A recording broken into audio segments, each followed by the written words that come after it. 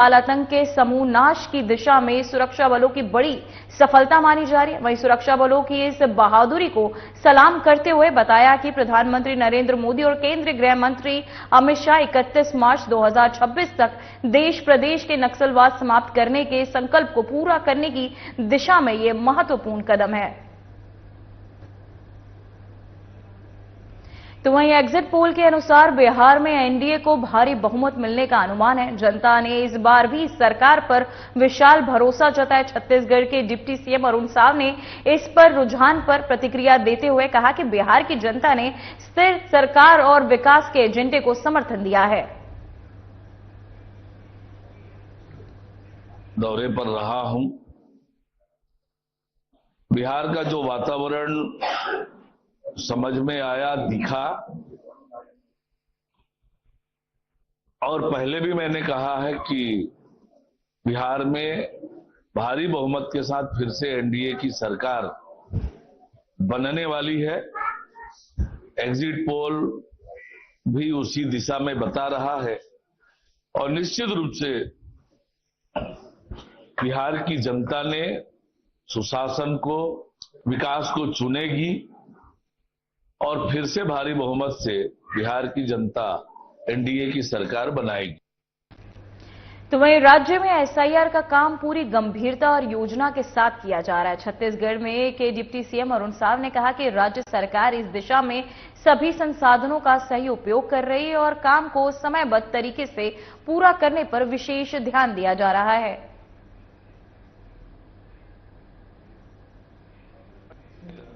बुनियाद आरोप लगाना बंद करें।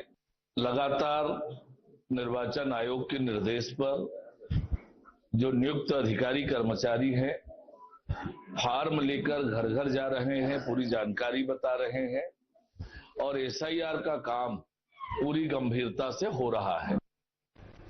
छत्तीसगढ़ के उप मुख्यमंत्री विजय शर्मा ने विश्व कप विजेता भारतीय महिला क्रिकेट टीम की फिजियोथेरेपिस्ट आकांक्षा सत्यवंशी और उनके परिवार से अपने निवास पर भेंट की।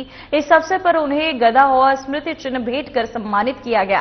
आकांक्षा ने अपने क्रिकेट सफर की कहानी साझा की, जिसमें उन्होंने एम्स रायपुर की नौकरी छोड़कर महिला क्रिकेट टीम से जुड़ने का निर्णय लिया और भारतीय टीम के साथ काम किया। उप मुख्यमंत्री ने उनकी सफलता को पूरे छत्तीसगढ़ की महिलाओं के लिए प्रेरणादायी बताया और उन्हें बस्तर ओलंपिक में प्रतिभागियों को प्रोत्साहित करने का न्योता भी दिया।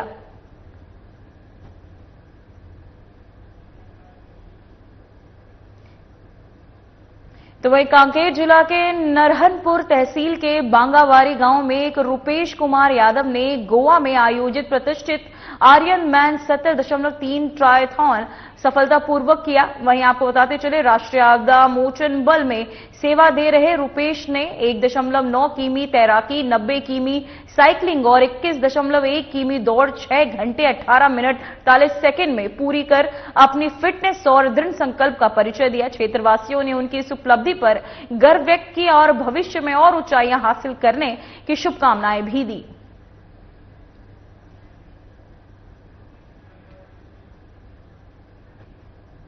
तो वहीं दिल्ली राजहरा मार्ग पर चल रहे चक्का जाम आंदोलन का सुबह समापन हो गया।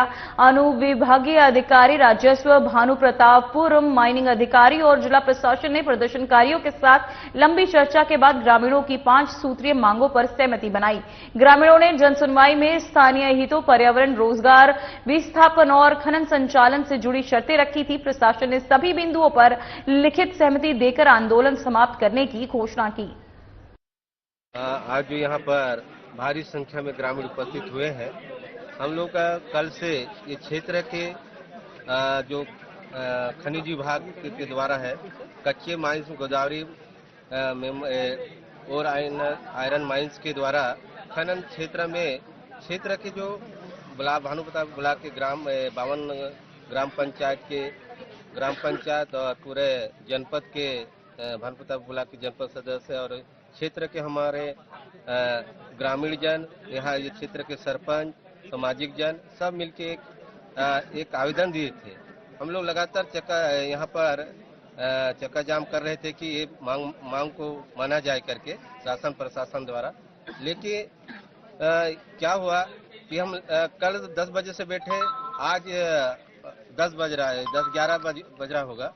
और आज हमारे मांग को शासन प्रशासन ने मान लिया।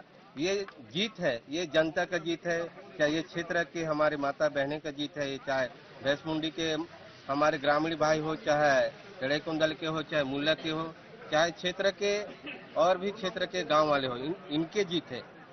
हम जब तक ये मांग को लिखित में मांग आंदोलन करके नहीं मांग करते तो शासन प्रशासन इनमें ध्यान ही नहीं दे रहा था। यह एक प्रभावित क्षेत्र है, खनिज क्षेत्र है, जो प्रभावित क्षेत्र है 15 किलोमीटर के दायरे में आ रहा है, वो सूची भी नहीं दे रहा था। और अब तक 2009 से गोदावरी मांझ के द्वारा वहाँ पर सियासत ये और खनिज निधि राशि का उपयोग कहाँ कहाँ हुआ है वो भी नहीं बता रहा था। और ये सब और 5000 वनों की कटाई है, इसके भी वनों पे कटाई हुआ जो भी दोषी व्यक्ति है उनके ऊपर कार्रवाई नहीं हो रहा था। तो ये इसके लिए हम लोग चक्का जाम कर रहे थे। तो हमारे 7 बिंदु था, तो 7 बिंदु में से 5 बिंदु पर उन्होंने लिखित में आवेदन दिया है। तो कहीं ना कहीं ये जनता का ये जीत है, एकजुटता की जीत है। ये जनता, ये क्षेत्र की जनता चाहे कोई भी क्षेत्र जागरूक हो चुकी है। भविष्य में अभी कोई क्षेत्र मांझ प्रबंधक हो चाहे कहीं हो, वो ठग नहीं सकती। अभी वहाँ पर स्थानीय मजदूर के भी हम लोग मांगते हैं कि कितने स्थानीय मजदूरों को वहाँ रोजगार दिया गया है, तो उनके भी सूची मांग की है, तो उनको भी सूची दूंगा करके एग्जाम साहब ने बोला है, खनिज विभाग ने बोला है। 2 दिनों से हम यहाँ लगातार आंदोलन कर रहे हैं, चक्का जाम करते, फिर पदयात्रा भी की, रास्ते में पुलिस रोक दी तो हम सड़क पर आज बैठे हुए थे। पूरी रात हमने आंदोलन किया। 7 मांगे मुख्य रूप से था, लेकिन प्रशासन की तरफ से काफी पहल के बाद 5 मांगों पे उन्होंने लिखित आश्वासन दिया है और 2 मांगों को पूरा करने के लिए प्रशासन की तरफ से कुछ दिन का समय हो गया है। आगामी सोमवार को पूरा करने का उन्होंने आश्वासन दिया है। क्योंकि पूरे क्षेत्रवासी, पूरे गांववासी और यहाँ महिलाएं, सारे लोग मिलकर अपने हक और अधिकार की लड़ाई लड़ रहे थे, जिसकी आंशिक जीत तो हुई है। यदि प्रशासन तब भी यदि नहीं करती तो आगे का रास्ता तय करेंगे। लेकिन मुझे विश्वास है कि लोगों की मांग है, जो पब्लिक आप लोगों की मांग है, उसको पूरा करेगी। और लंबे समय से गोदावरी माइंस इस क्षेत्र के लोगों के साथ शोषण कर रही थी।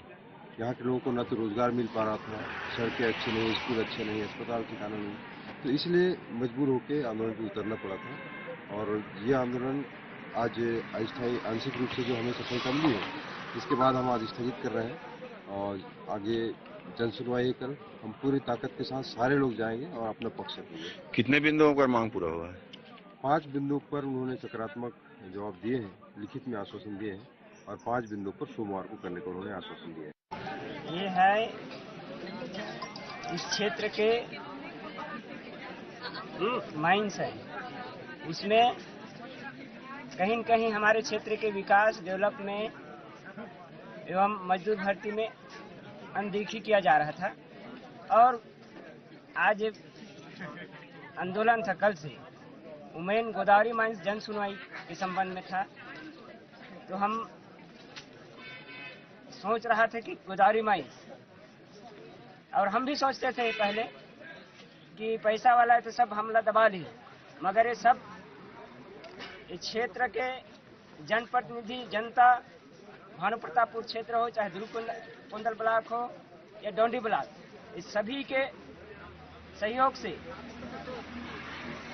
आज हम कहीं न कहीं गोदावरी माइंस को, उसके दादागिरी को झुकाए हैं। क्योंकि कई ठो प्रपंच किया, फिर भी हमारे मांगों पर प्रशासन को सहमति देना पड़ा।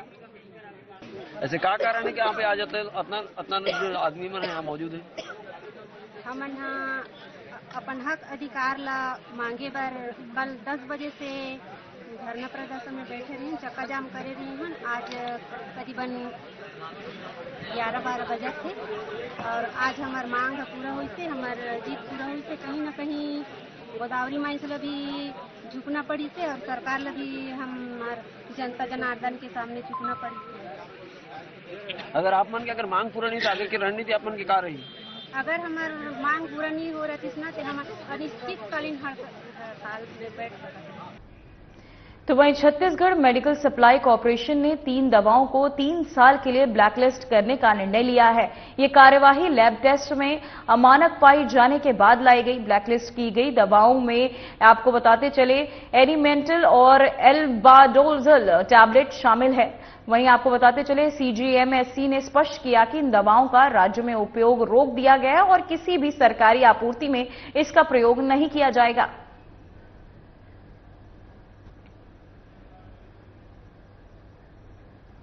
तो वहीं कांकेर में खनिज विभाग ने एक 14 चक्का गाड़ी जब्त की जिसमें लाखों रुपए का अवैध खनिज था।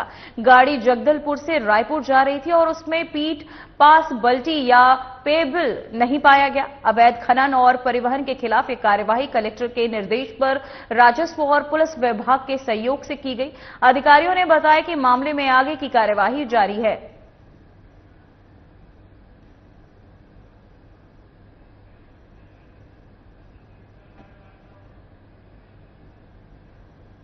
फिलहाल छत्तीसगढ़ की खबरों में इतना ही।